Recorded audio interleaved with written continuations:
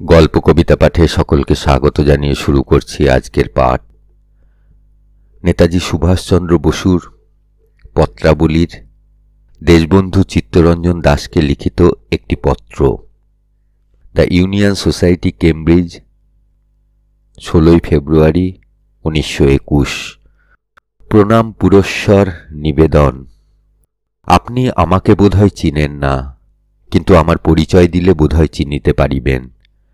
আপনাকে আমি খুব প্রয়োজনীয় কোনো বিষয়ে এই পত্র লিখিতেছি, কিন্তু কাজের কথা আরম্ভ করিবার পূর্বে আমাকে নিজের সিনসিয়ারিটি আগে প্রমাণ করিতে হইবে।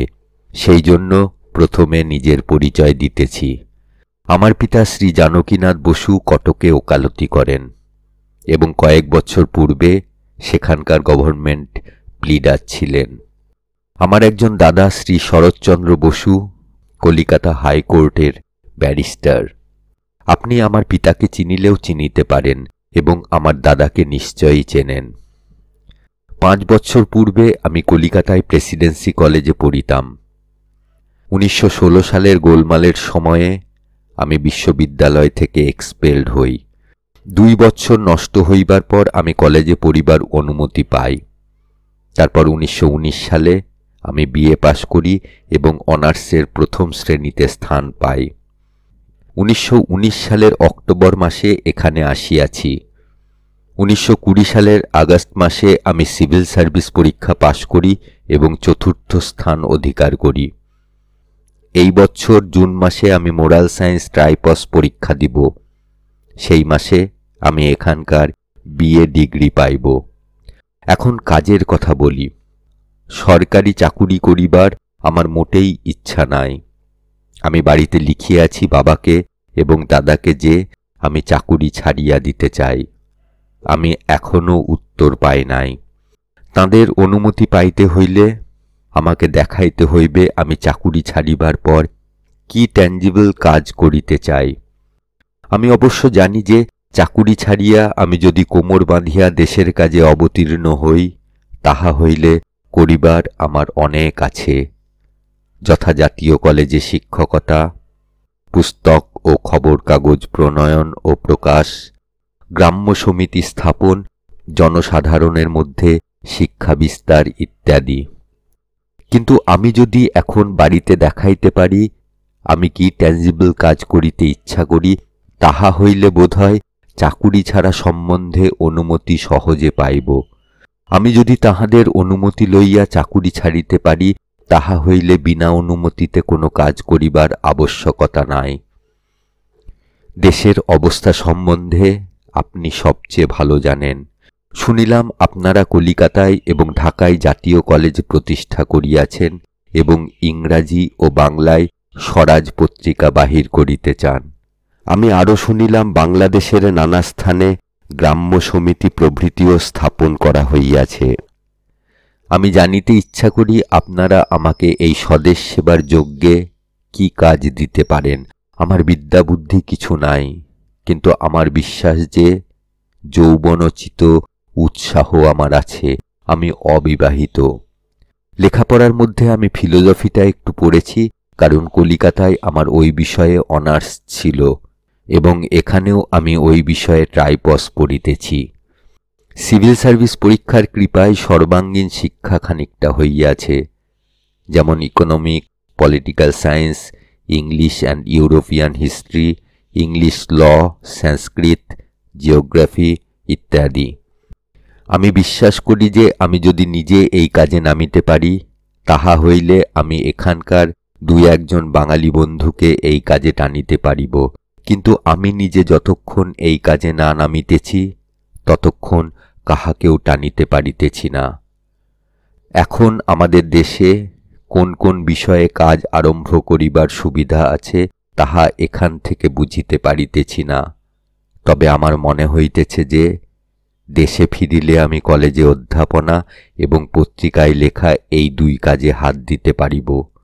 আমার ইচ্ছা ক্লিয়ার কাট প্ল্যান্স লইয়া চাকুরি ছাড়িতে।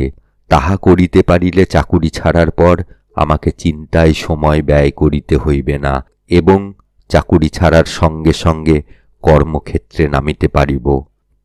আপনি আজ বাংলাদেশে স্বদেশ সেবা যজ্ঞে প্রধান ঋত্বিক, তাই আপনার নিকট এই পত্র লিখিতেছি। আপনারা ভারতবর্ষে যে আন্দোলনের বন্যা তুলিয়াছেন, তার তরঙ্গ চিঠি ও খবর কাগজের ভিতর দিয়া এখানে আসিয়া পৌঁছিয়াছে। এখানেও তাই মাতৃভূমির আহ্বান শোনা গিয়াছে। অক্সফোর্ড থেকে একজন মাদ্রাজি ছাত্র তার লেখাপড়া আপাতত স্থগিত রাখিয়া দেশে ফিরিয়া যাইতেছে, সেখানে গিয়া কাজ আরম্ভ করিবার জন্য। কেমব্রিজে এ পর্যন্ত কাজ কিছু হয় নাই, যদিও অসহযোগিতা সম্বন্ধে আলোচনা খুব বেশি রকম চলিতেছে। আমার বিশ্বাস, যদি কেহ পথ দেখাইতে পারে, তাহা হইলে সেই পথ অনুসরণ করিবার লোক এখানে আছে। আপনি বাংলাদেশে আমাদের সেবাযজ্ঞের প্রধান ঋত্বিক, তাই আপনার নিকট আমি আজ উপস্থিত হইয়াছি আমার যৎসামান্য বিদ্যা, বুদ্ধি, শক্তি ও উৎসাহ লইয়া। মাতৃভূমির চরণে উৎসর্গ করিবার আমার বিশেষ কিছুই নাই, আছে শুধু নিজের মন এবং নিজের এই তুচ্ছ শরীর। আপনাকে এই পত্র লেখার উদ্দেশ্য শুধু আপনাকে জিজ্ঞাসা করা, আপনি আমাকে এই বিপুল সেবাযজ্ঞে কি কাজ দিতে পারেন। আমি তাহা জানিতে পারিলে বাড়িতে বাবাকে এবং দাদাকে সেই রূপে লিখিতে পারিব এবং নিজের মনকেও সেইভাবে প্রস্তুত করিতে পারিব। আমি এখন একরকম সরকারি চাকর, কারণ আমি এখন ICS প্রবেশনার। আপনাকে চিঠি লিখিতে সাহস করিলাম না, পাছে চিঠি সেন্সার্ড হয়। আমার জনৈক বিশ্বাসী বন্ধু শ্রী প্রমথনাথ সরকারকে আমি এই চিঠি পাঠাইতেছি। তিনি আপনার হাতে এই চিঠি দিয়া আসিবেন। আমি যখনই আপনাকে পত্র দিব, তখন এইভাবেই দিব। আপনি অবশ্য আমাকে চিঠি লিখিতে পারেন, কারণ এখানে চিঠি সেন্সার্ড হইবার ভয় নাই। আমার এখনকার মতলব সম্বন্ধে আমি কাহাকেও জানাই নাই, শুধু বাড়িতে বাবাকে এবং দাদাকে লিখিয়াছি। আমি এখন সরকারি চাকর, সুতরাং আশা করি যে আমি যে পর্যন্ত চাকুরি না ছাড়িতেছি, সে পর্যন্ত আপনি কাহাকেও এ বিষয়ে কিছু বলিবেন না। আমার আর কিছু বলিবার নয়। আমি আজ প্রস্তুত, আপনি শুধু কর্মের আদেশ দিন। আমার নিজের মনে হয় যে আপনি যদি স্বরাজ পত্রিকা ইংরাজিতে আরম্ভ করেন, তাহা হইলে আমি সেই পত্রিকার সাব এডিটোরিয়াল স্টাফে কাজ করিতে পারি। তাছাড়া জাতীয় কলেজের নিম্ন শ্রেণীতে অধ্যাপনা করিতে পারি। কংগ্রেসের বিষয়ে আমার মনে অনেক প্রস্তাব আছে।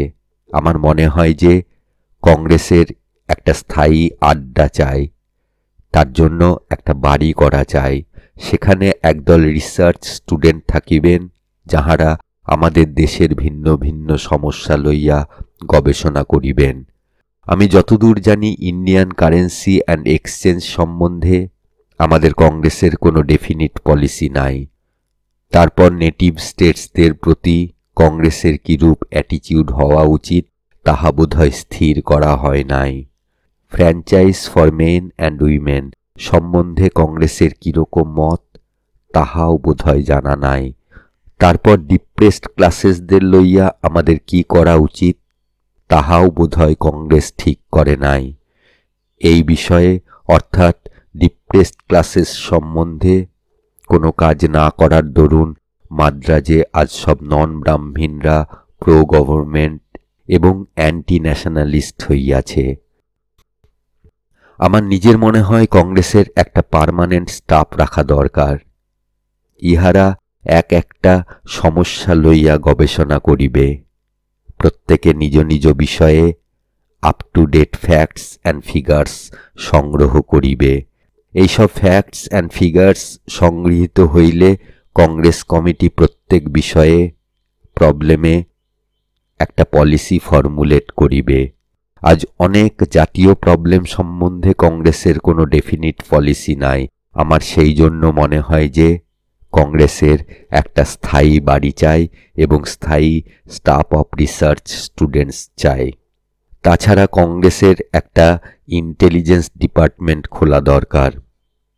ইন্টেলিজেন্স ডিপার্টমেন্ট এদেশের সম্বন্ধে আপ টু ডেট সব খবর, ফ্যাক্টস অ্যান্ড ফিগার্স যাহাতে পাওয়া যায় সেইরূপ ব্যবস্থা করিতে হইবে।